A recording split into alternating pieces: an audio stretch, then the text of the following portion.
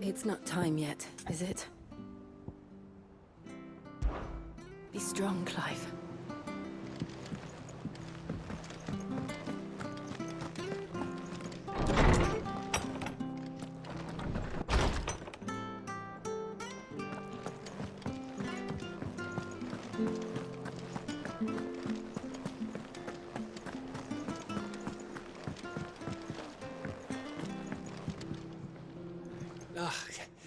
You all right? About that.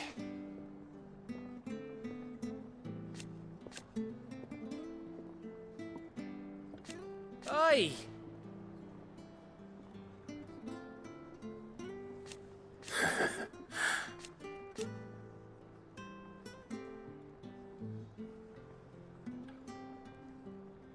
Let's see.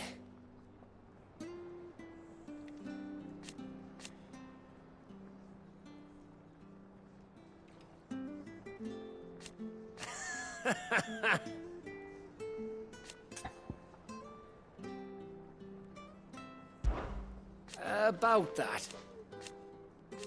Oi! Let's...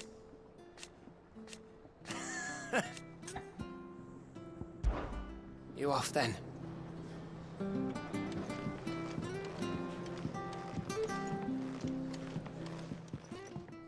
Hmm?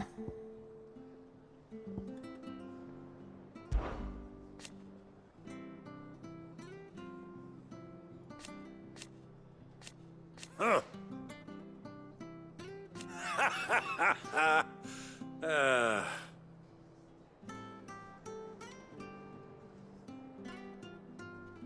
Thank you, Uncle. As for down here...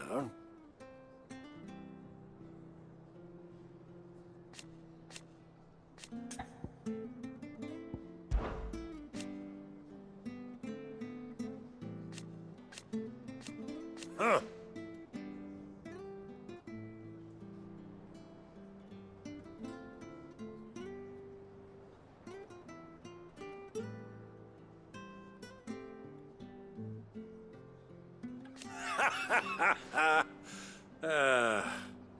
Thank you, Uncle.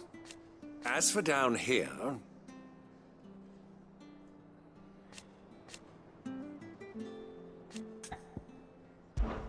Clive, my boy!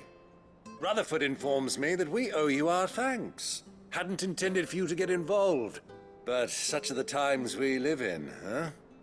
I would have done the same for anyone else. You're far too modest, Clive. You'd make a terrible nobleman. But tell me, is the realm truly in as dire a state as Rutherford suggests? From what little I saw, you were right to be worried. I suppose I should have expected the worst. But I was rather hoping the great and good of the realm might have things a little more under control. Alas, it seems that firm leadership is in short supply these days, and without it, the people are bound to lose their way. We must move quickly. But where do we start? True, the challenges that face us are many.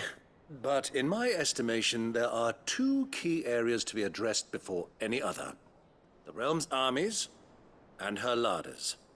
As you've seen firsthand, it's every man and woman for themselves out there. Certain cities have banded together to try and maintain some semblance of order, yes? But such cases are few and far between. And yet, the only remedy for the chaos that faces us is unity. A unity that transcends even the borders laid down by our ancestors. In short, if Storm does not stand together, she will fall apart. But how would one even begin to unite the realm? The armies, my boy. As I told you already, we begin by restoring order among the ranks of those sworn to maintain it.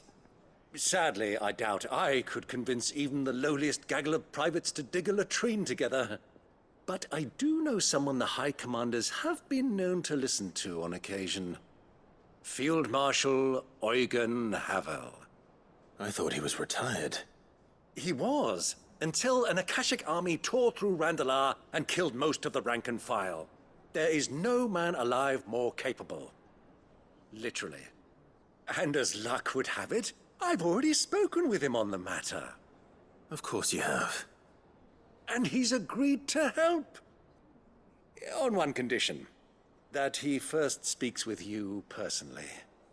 Havel has always been a man of frustratingly rigid principle, and he has certain qualms about clasping arms with, well, with an outlaw. I extolled your many virtues as best I could, of course, but the old goat was adamant that he be allowed to appraise you in person. You don't mind, do you, my boy? Of course not. As long as chaos reigns, we will never build a better world. I'll do whatever it takes. And if the Field Marshal wishes to speak with me in person, then so be it. That's the spirit. I'll leave for Randalar at once. Would you send a Stolas? Of course. Rutherford is already in the Dalmekian capital. I'll have him tell Havel to expect you forthwith. Excellent. Thank you, Uncle. No, thank you, Clive.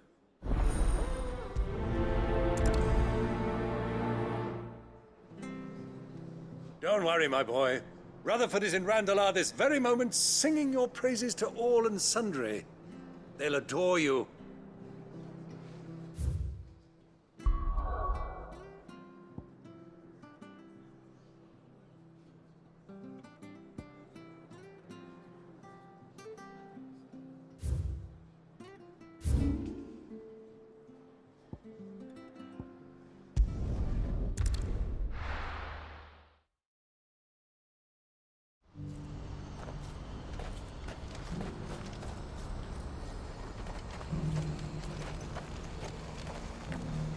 What are you looking for?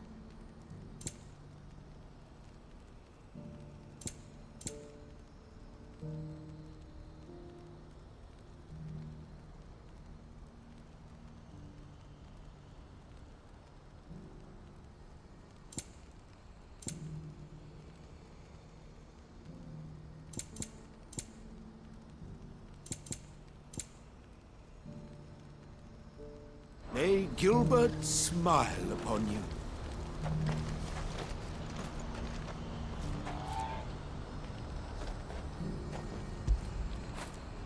Fetch!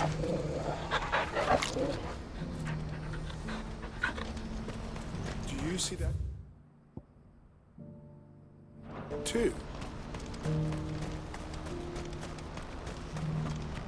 There are many variations of the Semekian legend, but almost all agree that man was punished for presuming to set foot in the sanctum of the gods.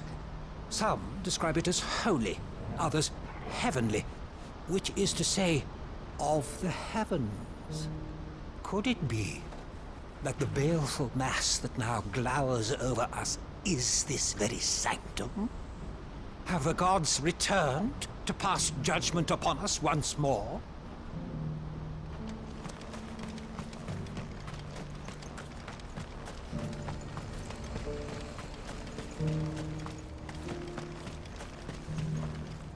It's good to see you.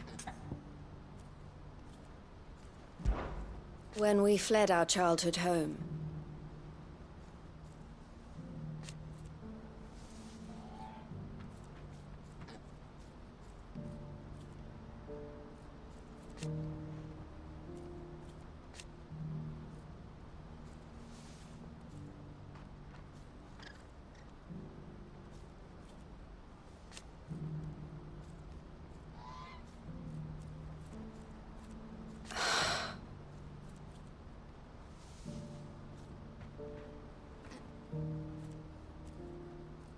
I loved him.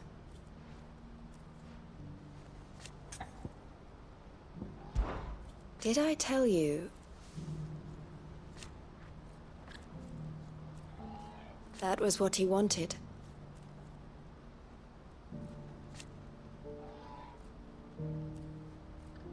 no matter how hard it might be. The Dominion has fallen.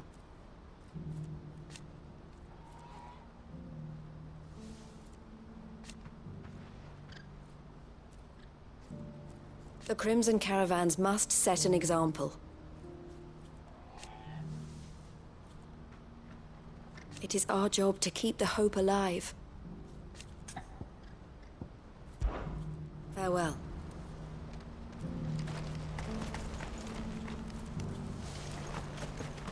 I've never seen Miss L cry before.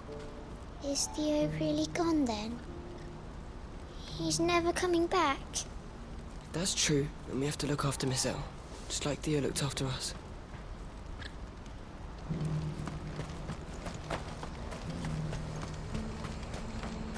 Do you see that too?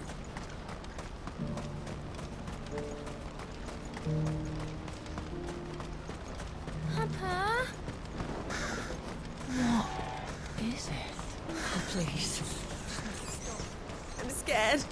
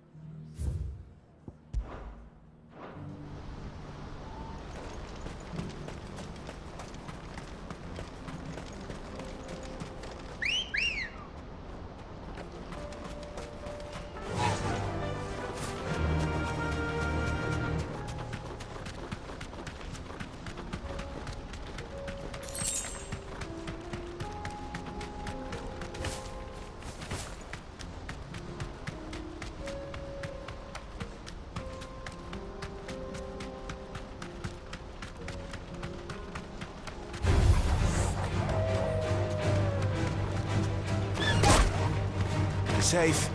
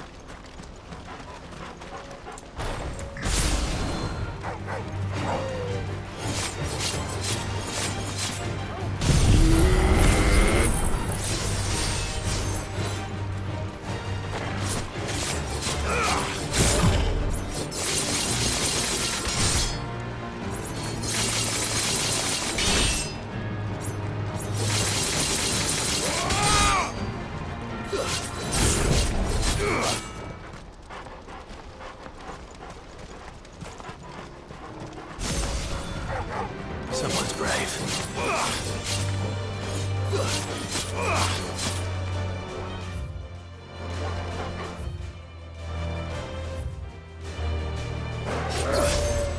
Attack! Go, Torgal!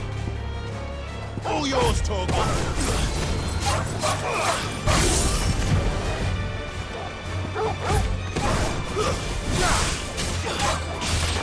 Enough!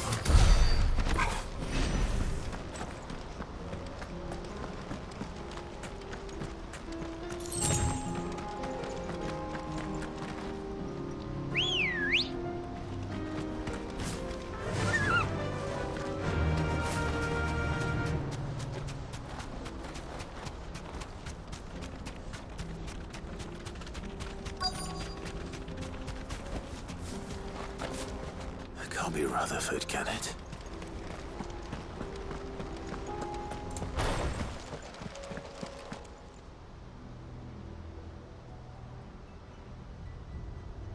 Turncoats and cowards, the lot of you! If it's a fight you want, it's a fight you shall have! Allow me. I don't need your... Please, Field Marshal, oblige him. This won't take long. You're right. It won't. Men, finish him.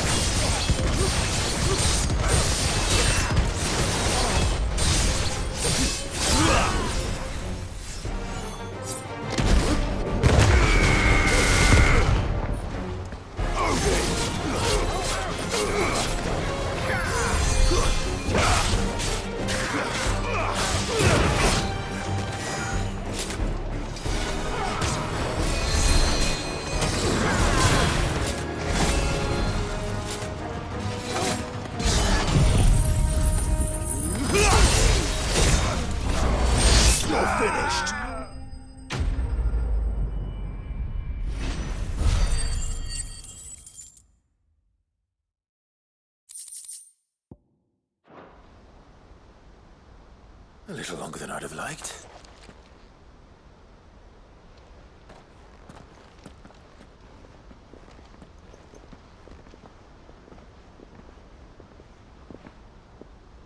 Field Marshal Havel, I presume. Are either of you injured? No, my lord. You arrived just as our escort turned on us. Fucking traitors! I'd heard reports of soldiers in the outlying regions abandoning the oaths they swore. But I hadn't thought the corruption had reached so close to the heart of the Republic. It's a fucking disgrace.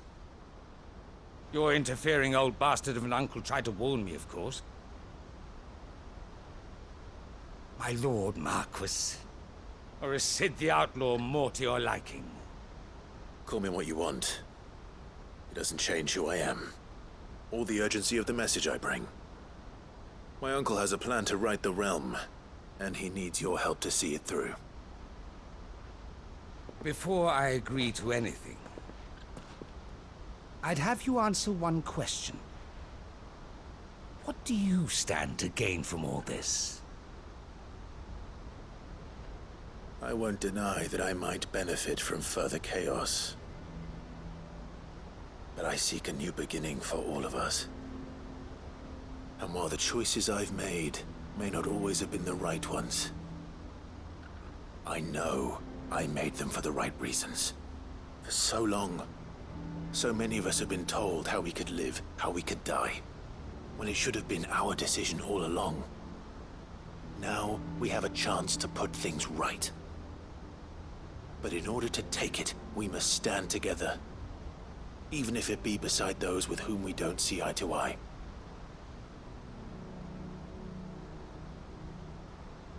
Certainly not the words I expected from an outlaw.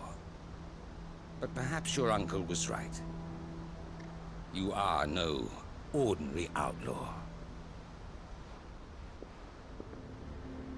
I'll never hear the end of this. All right.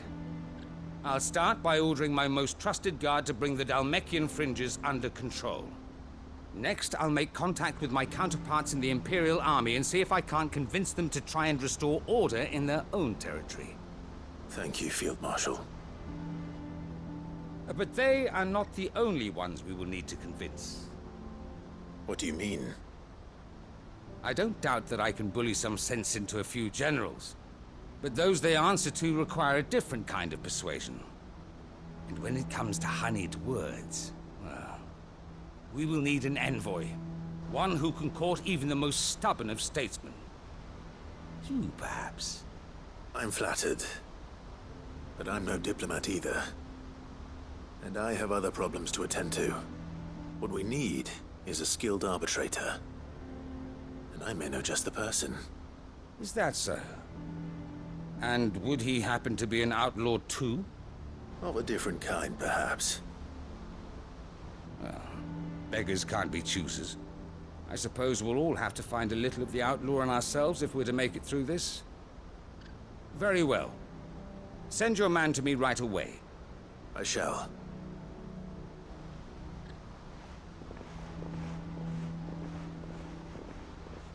My Lord Marquis.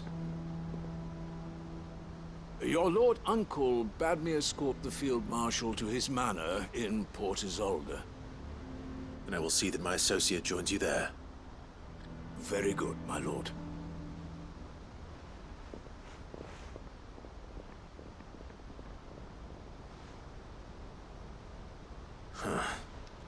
An envoy. I'm not sure I'm the man to talk anyone round. I can barely convince my brother to take his medicine. No. This is a job for someone with experience. Someone like Quentin. I hope I can convince him at least.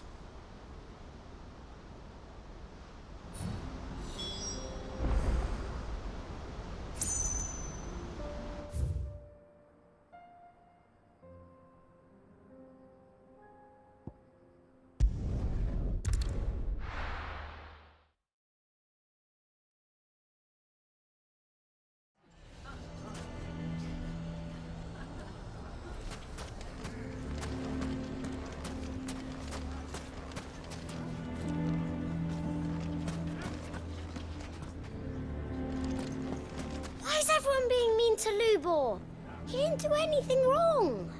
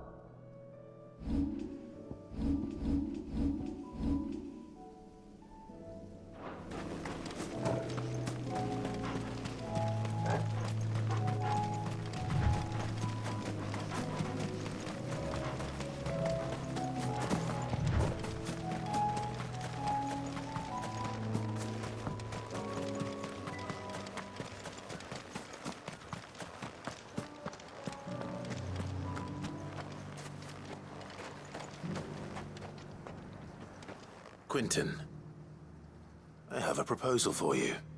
Do you now? Something tells me you'll be asking more of me than a cask of Gotand gold. Go on then. Propose.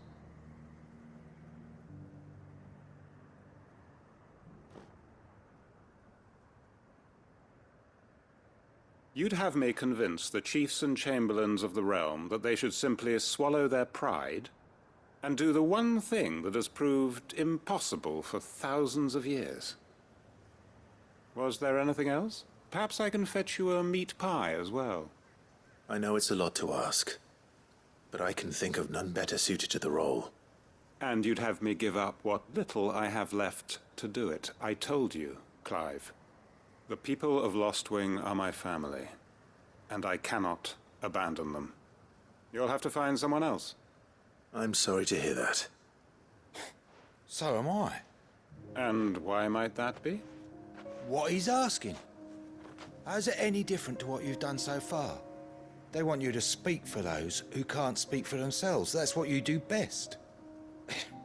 If it's the vineyard you're worried about, we'll see that the grapes are picked and the tons filled. You know we will. It's not that. Then what is it? You said yourself we're family. Don't you trust us? You know that's not what I'm... Then what are you saying? That only we are worth saving? Why turn your back on everyone else? You convinced us we could build new lives for ourselves, and if you can do that, who's to say you couldn't convince the entire realm? A stirring argument. I fear that any rejoinder I make might fall somewhat flat by comparison. So you'll join us? Where do you need me? Field Marshal Havel will want to speak with you in person. He's currently in Port Isolde. I can arrange for a party of Cursebreakers to accompany you there. That would be very much appreciated. I hear the roads are far from safe these days. Hopefully not for long. My uncle will want to know that his plan is taking shape. Any statesmen we speak with are liable to resist our entreaties if they feel that what little power remains to them is at stake. They must be dealt with skillfully. I shall not repeat the errors of my past. Reckon Master Quinton could argue an egg back up a hen's quim if he set his mind to it. We may be bruised, we may be battered, but we won't stop fighting. Master Quinton needs us now. I made sure our fallen comrades were laid to rest. And they can rest easy, knowing that their sacrifice wasn't in vain. That justice was done.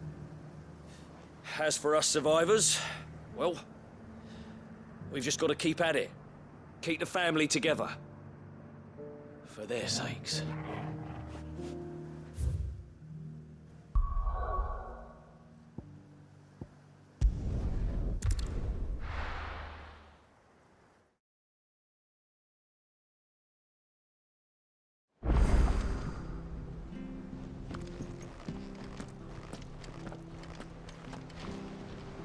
Uncle, I bring good news. The Field Marshal has agreed to your plan. Ha! Of course he has. I didn't doubt you for a moment, dear boy. Rutherford is accompanying him back to your manor in Port Isolde as we speak. They will await your return there. As will one other. One other? Who, exactly? Lord Havel was concerned that even if he could get the realm's armies to agree to an accord, he might not be as successful in convincing those with political power. He asked if I might have a solution, and I suggested a certain Imperial Lord Magistrate turned Liberator. One of your co-conspirators? Master Quinton would probably call me one of his, but yes. Another outlaw, then. Just the thing we need to put these rotten politicos in their places. Good thinking, Clive. I'm glad you approve. The more the merrier, eh? Uncle, assuming Havel and Quinton can solve our problem with the armies, you still haven't mentioned how we might manage the grain shortages. Oh, don't you worry, my boy. The 7 high houses will be seeing to that. They have all agreed to make the most generous of donations. Oh, of course, it did take a little persuasion.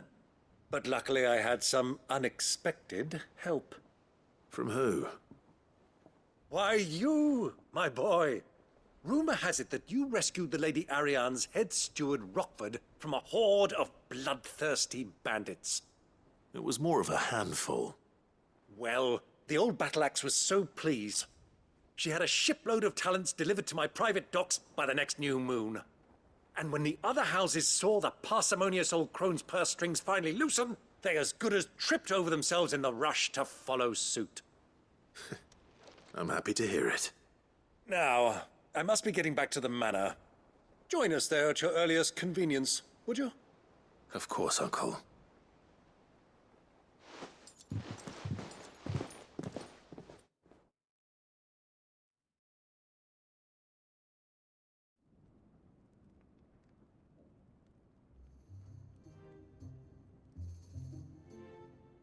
And how, pray tell, will we get that grain to the capital if the roads are still overrun with Akashic?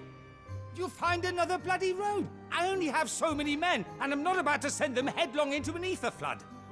That is, unless you'd have them turn as well. Well, I'd certainly eat less. Says the man with a belly bigger than a band of curls. My soldiers actually need their rations. Without any food to keep them going, they'll be dead even before you've sent them on your fool's errand. If I may, gentlemen, perhaps I might suggest an alternative approach. Though supply routes are indeed disrupted, there is no shortage of ships. Indeed, they bob away in every bay from here to Randalar, awaiting a safe haven. Allow them to make port and fill their bellies full of grain. And once those who crowd the cities are fed, ferry the displaced back to the countryside to work the fallow fields. But I'm sure that you wish to continue your discussion. Forgive the interruption. Two such firm friends as yourselves need no help from the likes of me. Rutherford spoke fondly of the great bond between you. Us? Friends? I can't stand the man! Clive, I'm beginning to question the quality of the company you keep. And what kind of company were you expecting him to keep? The man's a criminal! Criminal? How dare you? You are not fit to breathe the same air as this fine, upstanding young gentleman. Upstanding? He calls himself Sid the Bloody Outlaw! Once more onto the breach.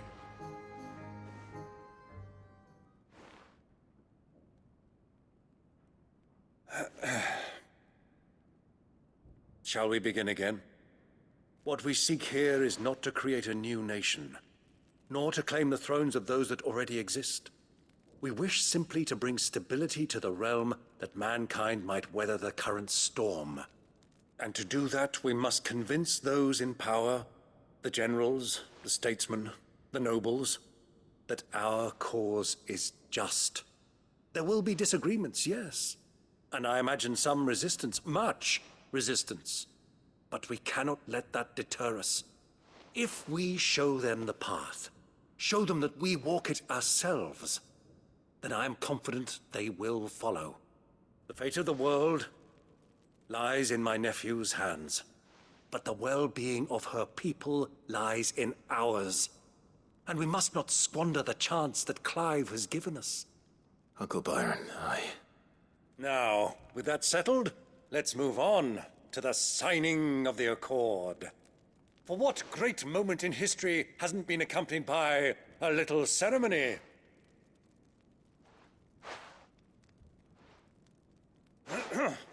Citizens of Valisthea, I present to you the Triunity. Rutherford, Mike Will.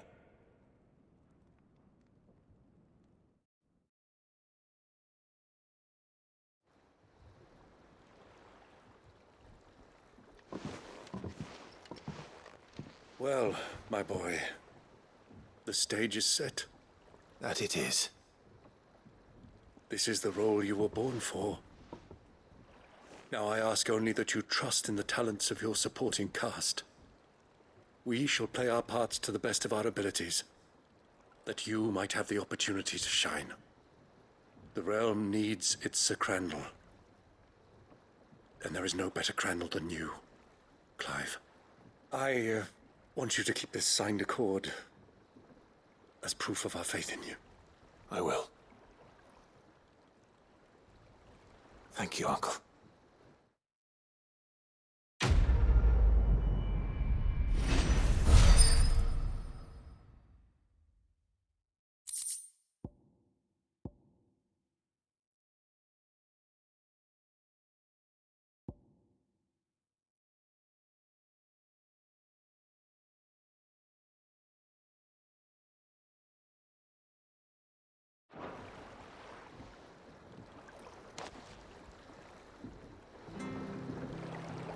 Sorry, can't take you where you need to get to, but the Argo and me will be waiting when you get back.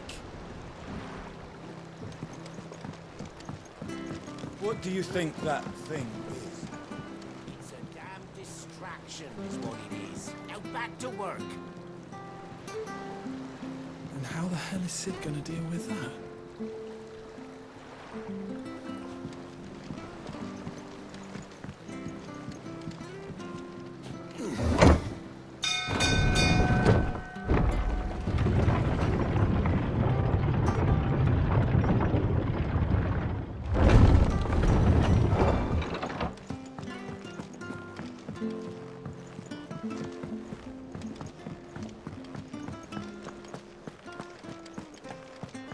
While I admit I had my doubts at first, your man Quinton seems a reasonable sort. That and every moment he's talking instead of Havel, the better chance we'll have of setting things straight. You can trust in us, Clive, just as we trust in you.